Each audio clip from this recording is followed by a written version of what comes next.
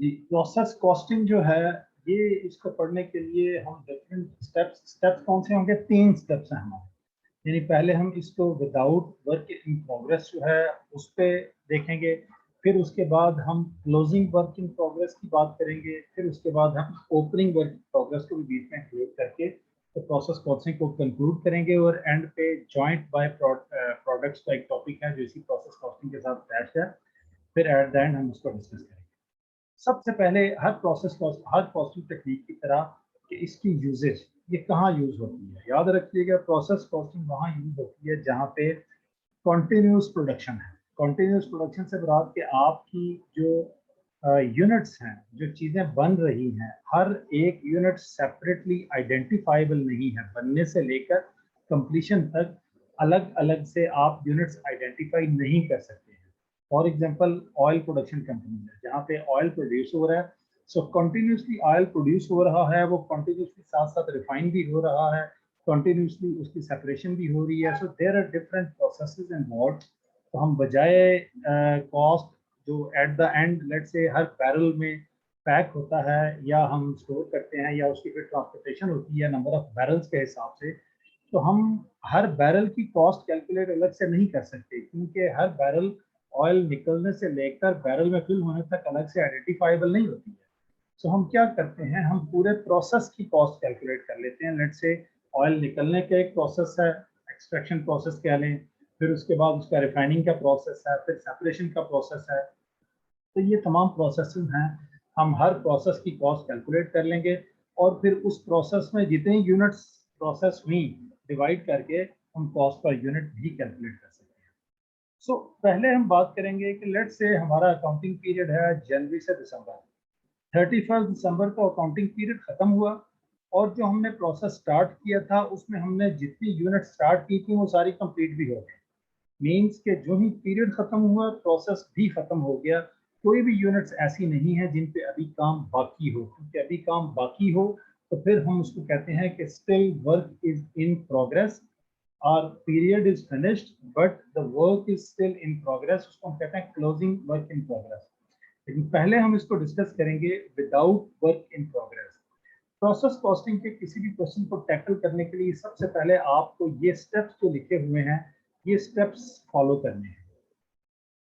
सबसे पहला स्टेप क्या है? Open process account. ठीक है, टी अकाउंट की फॉर्म में इसको हम फॉलो करेंगे। प्रोसेस अकाउंट खोल लें, फिर उसके बाद इनपुट्स रिकॉर्ड करें, नॉर्मल लॉस रिकॉर्ड करें, नॉर्मल लॉस गेन अगर गिवन है वो रिकॉर्ड करें, आउटपुट लिखें और सारी की सारी कॉस्ट, यानी क्वेश्चन में जो जो डाटा आपको गिवन है ना वो लिखें। लिखने के बाद पहले आपने, अब देखें जब हम प्रोसेस अकाउंट खोलते हैं ना, जैसा कि ये आपके सामने है, ये प्रोसेस अकाउंट है, ये हमने ओपन किया। इसके बाद हमने जो जो चीज़ इन करनी है इस प्रोसेस में वो डेबिट साइड पे कर दें और यहाँ से जो जो निकलेगा वो क्रेडिट साइड पे आएगा। और निकल के जाहिर है अगर क्रेडिट साइड से ये चीज़ आउट होती है तो प्रॉफिट एंड लॉस में डेबिट होगी, या कॉस्ट ऑफ सेल के पोर्शन में, या अदर एक्सपेंसेस के पोर्शन में, या अगर गेन की सूरत में आता है तो प्रोसेस अकाउंट डेबिट है तो ये प्रॉफिट एंड लॉस में चीज़ क्रेडिट की फॉर्म में जाती है।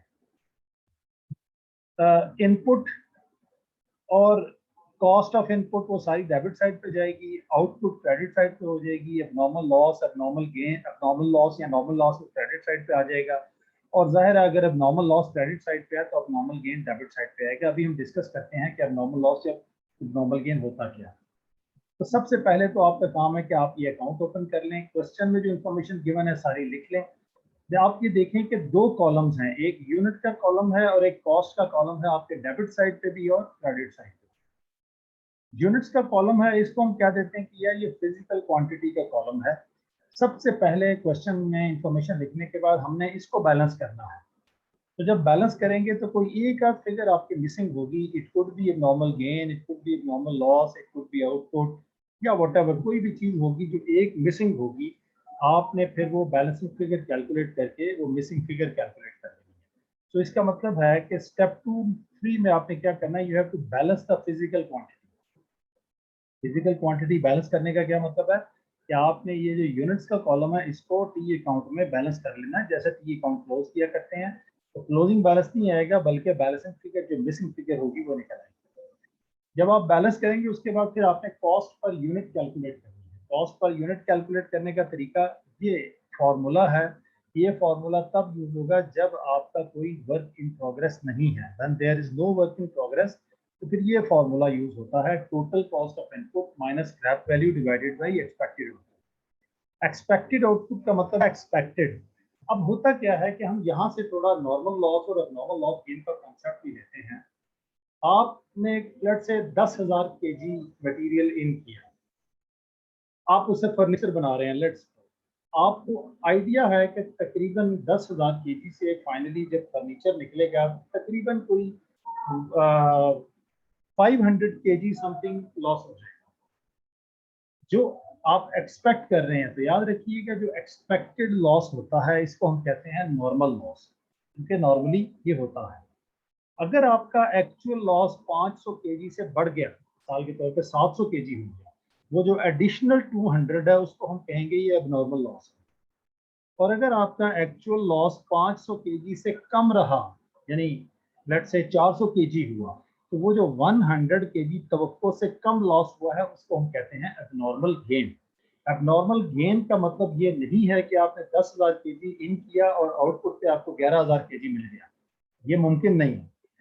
हाँ, अब नॉर्मल गेन क्या होता है कि लॉस आपकी तवक्को से कम हुआ या आउटपुट आपकी तवक्को से ज्यादा होगी।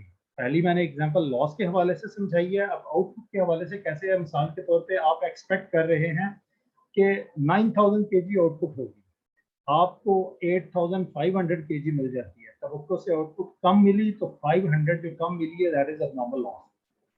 ऑन द अदर हैंड अगर आपको 9,300 केजी आउटपुट मिल जाती है तो इसका मतलब वो जो 300 तवक्को से एडिशनल मिली है वो एबनॉर्मल गेन है। सो एबनॉर्मल लॉस और एबनॉर्मल गेन आपका आउटपुट के हवाले से भी कैलकुलेट हो सकता है और उसके से लॉस के हवाले से भी, कि जो एक्सपेक्टेड लॉस है उसको देख के भी, कि एक्चुअल लॉस और एक्सपेक्टेड लॉस को कंपेयर करके या एक्चुअल आउटपुट और एक्सपेक्टेड आउटपुट को कंपेयर करके दोनों सूत्रों में आप एबनॉर्मल लॉस गेन कैलकुलेट कर सकते हैं। जो मेथड इजी लगे वो कर लो या जो क्वेश्चन में इंफॉर्मेशन गिवन हो उसके मुताबिक कर लो। So once cost per unit जब आपने कैलकुलेट कर लिया है तो अब आपने वैल्यू कर देना है आउटपुट को, एबनॉर्मल लॉस या गेन को, दोनों में से जाहिर है एक चीज होगी। इन दो चीजों को आपने ये जो कॉस्ट पर यूनिट कैलकुलेट की है इससे वैल्यू कर देना है। जब आप वैल्यू करेंगे तो यू विल सी कि आपका ये जो कॉलम है कॉस्ट वाला ये भी इक्वल हो जाना चाहिए।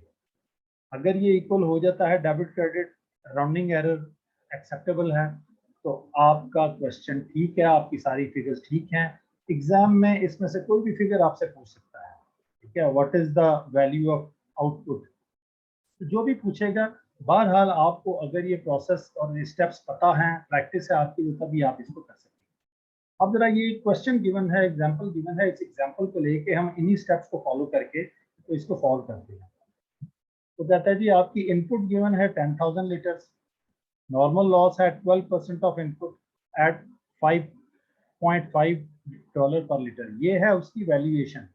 याद रखिएगा नॉर्मल लॉस की अगर वैल्यूएशन गिवन हो तो उसको कहते हैं स्क्रैप वैल्यू, और नॉर्मल लॉस हमेशा स्क्रैप वैल्यू पे वैल्यू होता है। ऑन द अदर हैंड जो एबनॉर्मल लॉस या एबनॉर्मल गेन है वो मुकम्मल कॉस्ट पर यूनिट पे वैल्यू, यानी उसी कॉस्ट पर यूनिट पे वैल्यू होते हैं जिस कॉस्ट पर यूनिट पे आपकी वो गुड आउटपुट वैल्यू होती है। ठीक है, 1500 लीटर एक्चुअल लॉस है, मटेरियल 80,000, लेबर 70,000, ओवरहेड 30,000, ये हमें गिवन है। सबसे पहले open process account, I have done it, ठीक है, मैंने प्रोसेस अकाउंट ओपन किया हुआ है। इनपुट ले लेते हैं, यूनिट्स में लिख लेता हूँ, 10,000 यूनिट्स हैं इनपुट,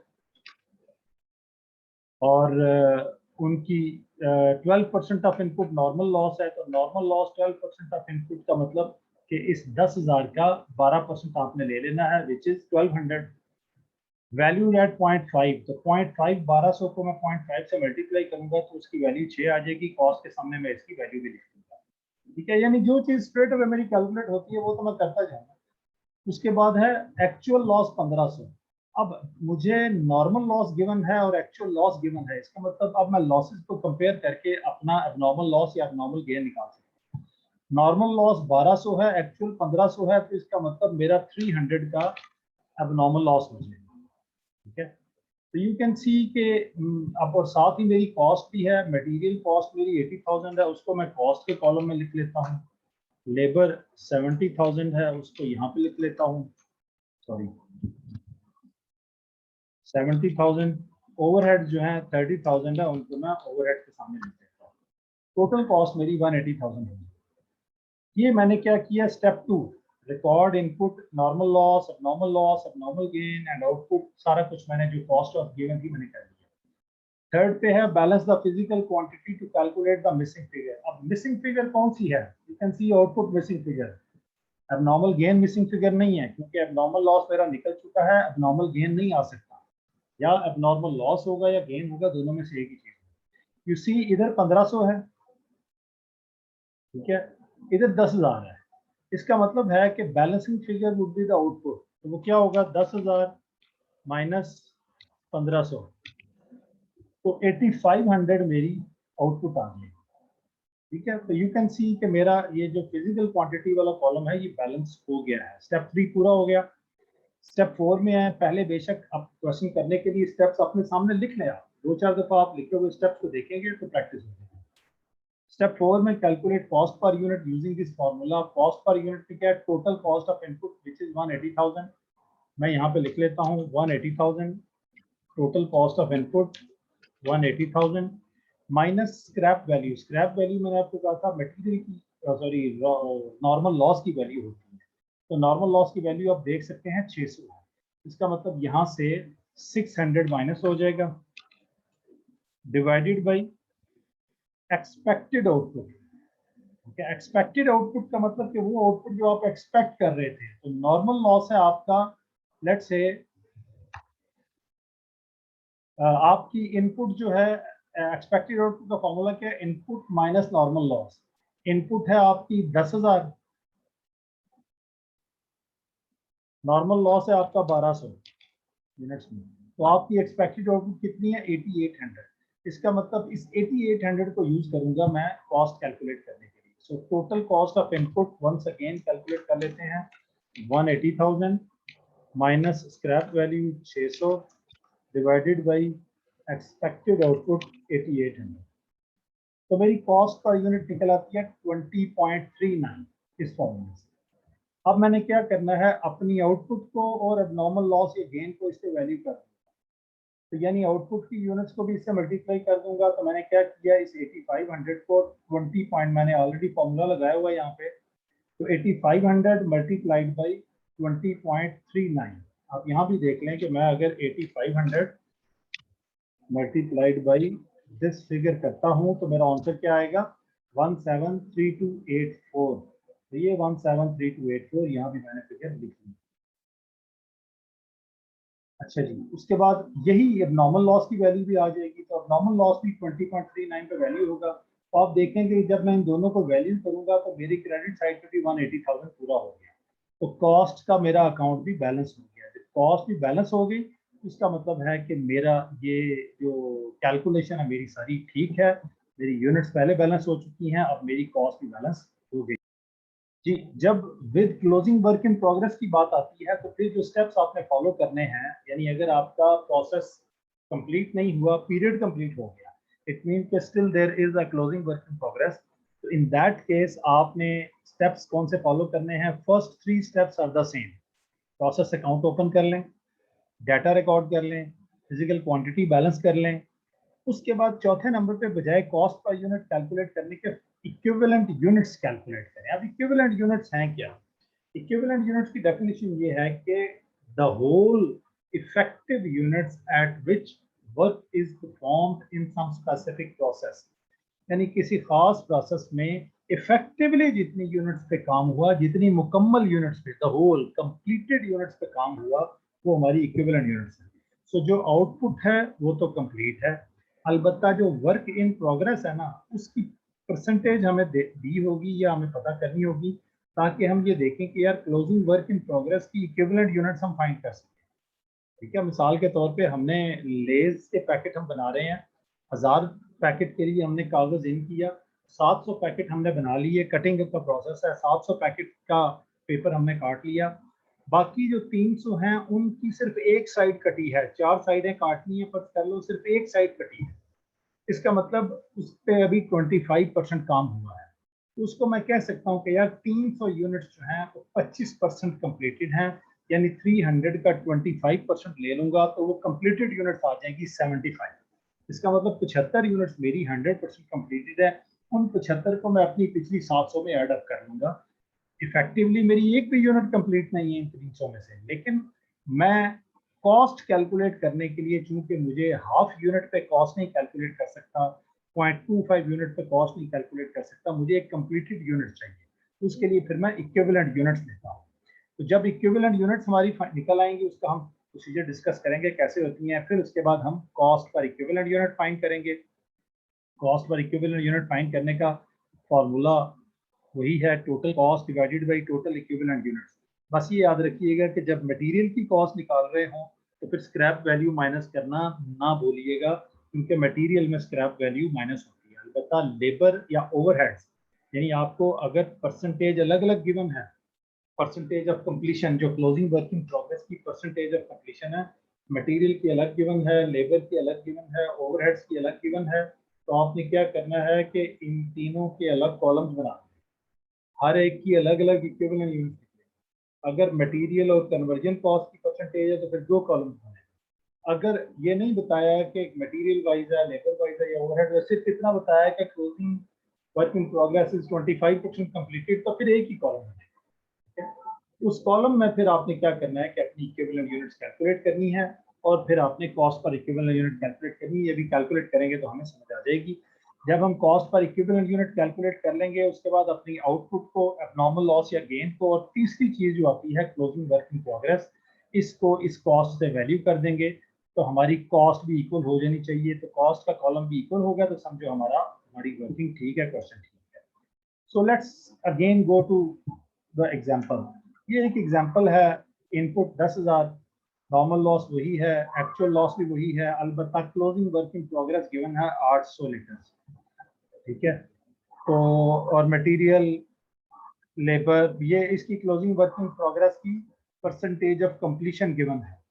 जी, ये परसेंटेज ऑफ कंप्लीशन आपको गिवन है क्लोजिंग वर्क इन प्रोग्रेस की। याद रखिएगा वर्क इन प्रोग्रेस का मतलब है कि still work is in progress.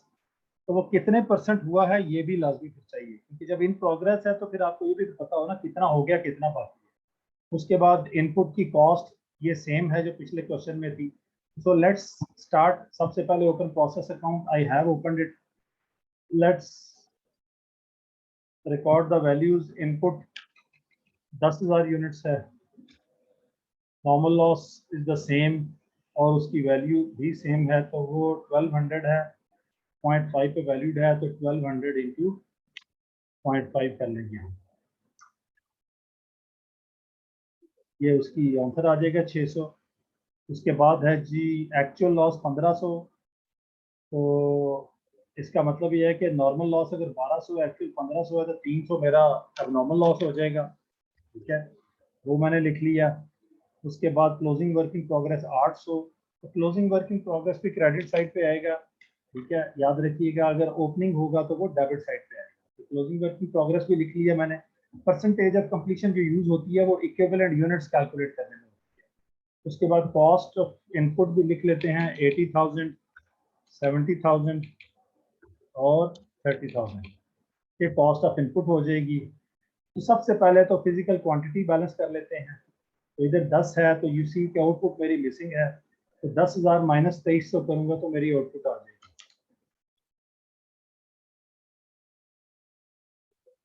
7700 मेरी आउटपुट है। तो 7700 लिखा तो आप देखें कि आपका बैलेंस हो गया है फिजिकल क्वांटिटी।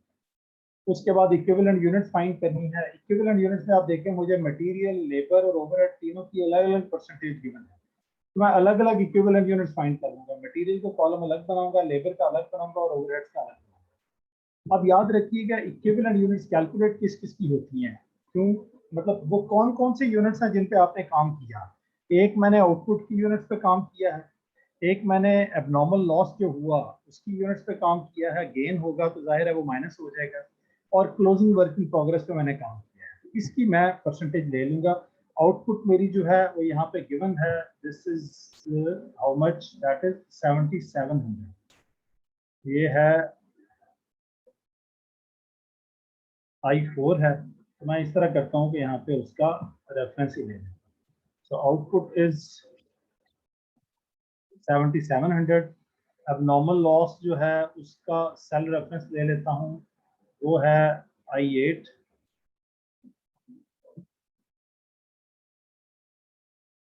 अब नॉर्मल लॉस 300 है, और क्लोजिंग वर्किंग प्रोग्रेस का जो रेफरेंस है दैट इज I10।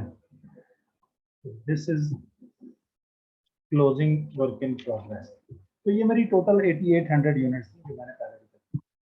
अब मैंने जब लेनी है इक्विवेलेंट यूनिट्स, तो आउटपुट उसको कहते हैं विच इज कंप्लीटेड।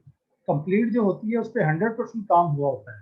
तो इसका मतलब ये है कि आउटपुट में जब मैं लूंगा तो दिस मल्टीप्लाइड बाई 100%, तो मल्टीप्लाइड बाई 100% होता है। ठीक है, इसी तरीके से यहाँ भी ये मल्टीप्लाइड बाई 1 हो जाएगा। ठीक है, D18 यानी 7700 100%। इसी तरह अबनॉर्मल लॉस या गेन जो है, याद रखिएगा, वो भी नॉर्मली 100% होता है। नॉर्मली मैं क्यों कह रहा हूँ कि हो सकता है कि ये 100% ना हो, बट उसके लिए आपको इसमें वर्डिंग गिवन होगी। वर्डिंग किस तरह की हो सकती है? वो कह सकता है कि losses are identified when process is 70% या 80% या 90% कंप्लीटेड। इसका मतलब जब आपका प्रोसेस 90% हो गया है, लॉसेस उस वक्त आइडेंटिफाई हो गए। इसका मतलब अब अगर अब नॉर्मल लॉस या अब नॉर्मल गेन की यूनिट्स होंगी तो वो 90% कंप्लीटेड होंगी। तो इन दैट केस फिर मैं यहाँ पे उसका 90% ले रहा हूँ। लेकिन यहाँ चूंकि ऐसी कोई बात नहीं है, तो यहाँ पे मैं इसका 100% ले रहा हूँ। अलबत्ता क्लोजिंग वर्क इन प्रोग्रेस जो है उसकी परसेंटेज मुझे गिवन है, मटेरियल वाइज 70, लेबर वाइज 60 और overhead wise 30। So material wise जो है this one multiplied by 0.7 70%, labour wise ये 30% है, सॉरी 60% है, और ओवरहेड्स वाइज ये 30% है। तो ये मैंने इसकी कैलकुलेशन कर ली है। 800 का 70%, 800 का नॉट C20 I10,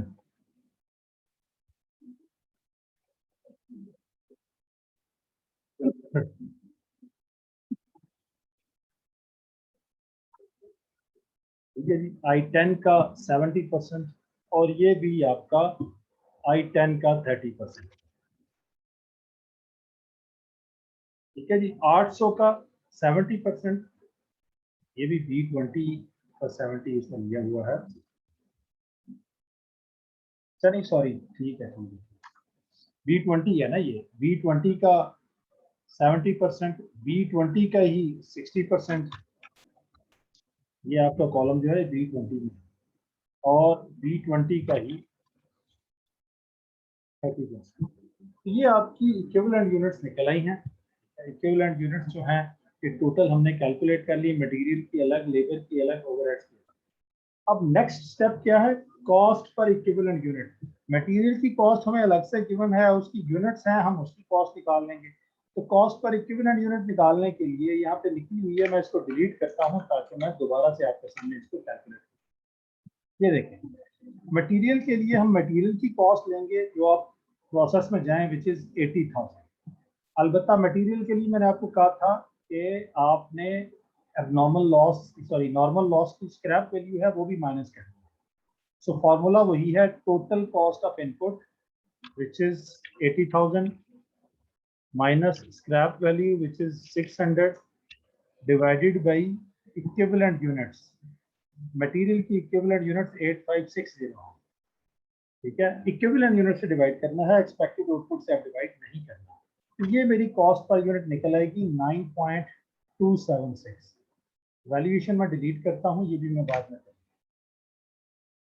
उसके बाद लेबर, लेबर के लिए मैं लेबर की कॉस्ट लूंगा। लेबर की कॉस्ट है 70,000 डिवाइडेड बाई लेबर की यूनिट्स। तो 70,000 divided by number of units labour की, ये हो गई ये मेरी लेबर की कॉस्ट पर यूनिट आ गई। और इसी तरह ओवरहेड्स मेरे जो हैं वो 30,000 हैं। 30,000 यानी ओवरहेड की कॉस्ट डिवाइडेड बाई ओवरहेड की यूनिट्स। इनमें स्क्रैप वैल्यू माइनस नहीं होगी क्योंकि स्क्रैप सिर्फ और सिर्फ मटेरियल होगा। टोटल मेरी कॉस्ट पर इक्विवेलेंट यूनिट्स है वो 21.17 है। अब नेक्स्ट स्टेप में मैंने क्या करना है कि मैंने ये जो कॉस्ट पर इक्विवेलेंट यूनिट निकाली है अपनी आउटपुट को, एबनॉर्मल लॉस या गेन को, और क्लोजिंग वर्किंग प्रोग्रेस यानी आउटपुट, एबनॉर्मल लॉस, अगर गेन होता तो गेन, और क्लोजिंग, इन तीनों को मैंने वैल्यू करना है with this cost per unit. लेकिन ये नहीं करना कि जो प्रोसेस में यूनिट्स गिवन है इनको उस कॉस्ट से वैल्यू करना, ये गलत हो जाएगा। मेरी जो इक्विवेलेंट यूनिट्स है ना उनको वैल्यू करूंगा, क्योंकि ये कॉस्ट पर इक्विवेलेंट यूनिट्स है तो मेरी ये जो यूनिट्स निकली हुई हैं इनको वैल्यू करूंगा। तो यू कैन सी मटेरियल में मेरी, मैं अगर आउटपुट की बात करूं तो मटेरियल वाइज 7700 है, तो मैं क्या करूंगा, मटेरियल के यूनिट्स ले लूंगा मल्टीप्लाइड बाय मटेरियल की कॉस्ट ले लूंगा, प्लस लेबर की यूनिट्स ले लूंगा मल्टीप्लाइड बाय लेबर की कॉस्ट ले लूंगा, प्लस ओवरहेड्स की यूनिट्स ले लूंगा और मल्टीप्लाइड बाय ओवरहेड की कॉस्ट ले लूंगा। तो ये जो मेरा आंसर निकलता है 160,018.20, मैं जरा इसको टोटल से वैल्यू करता हूं। तो लेट्स सी, टोटल यूनिट्स हैं 7700 multiplied by total cost, so you see you will get the same answer। अब ये सेम आंसर क्यों आया? सेम आंसर इसलिए आया कि आपकी यूनिट सेम है, तो आपके पास दो चॉइसेस हैं, या तो हर एक की यूनिट्स को हर एक की कॉस्ट से मल्टीप्लाई कर दो, ठीक है, और या फिर आप टोटल यूनिट्स ले लो और उसको टोटल कॉस्ट से कर लो। लेकिन ये सिर्फ तभी मुमकिन है जब मटेरियल, लेबर और ओवरहेड में यूनिट सेम होंगी, जैसा कि एबनॉर्मल लॉस में भी सेम है ना। तो हम सिंपली एबनॉर्मल लॉस की यूनिट्स को टोटल कॉस्ट से मल्टीप्लाई कर देते हैं, तो ये हमारा आंसर आ जाएगा। ठीक है जी, ये इनको हम जरा चलो ऊपर राउंड कर लेंगे, यहाँ पे इनको ऐसे कर। इसके बाद क्लोजिंग वर्किंग प्रोग्रेस, क्योंकि इसमें हर जगह यूनिट्स डिफरेंट है, यहाँ पे मुझे वो प्रोसेस करना पड़ेगा जो यहाँ मैंने वैल्यूएशन की आउटपुट के लिए आपको दिखाया। यानी मटेरियल की, सॉरी, मटेरियल की यूनिट्स मल्टीप्लाइड बाई मटेरियल की cost per unit, plus labour की यूनिट्स मल्टीप्लाइड बाई लेबर की cost per unit, plus overhead की units multiplied by overhead cost per unit. तो ये मेरी वैल्यू आ जाएगी क्लोजिंग वर्किंग प्रोग्रेस। अब इन्हीं तीन वैल्यूज को विच इज H20, H21 और H22 में ऊपर लिख लिया। तो ये जब मैंने वैल्यूज ऊपर लिखी तो ये आ गई हैं, ठीक है। इनको मैंने सिंपली, वो देखें H20 है, ये H21 है और ये H22 है, वही वैल्यूज यहाँ लिखी तो यू सी कि मेरा कॉस्ट का कॉलम भी इक्वल हो गया। So this is it. इसका मतलब मेरी वर्किंग ठीक है। यहाँ पे आपकी ये जो स्ट्रेट वर्किंग है, पहले अगर आपको ये आएगी तो बाज़ का तो आपको क्वेश्चन में खुद से सारी वैल्यू देता है, बैलेंसिंग फिगर के तौर पे पूछता है what was the material cost of input, तो बैलेंसिंग फिगर ये आपके पास आ जाएगी। तो स्ट्रेट वर्किंग आप पहले सीख ले, फिर रिवर्स वर्किंग के क्वेश्चन जो है आप इजीली कर सकेंगे। इसमें कोई क्वेरी, कोई क्वेश्चन है तो you guys are open to ask now and even the letter.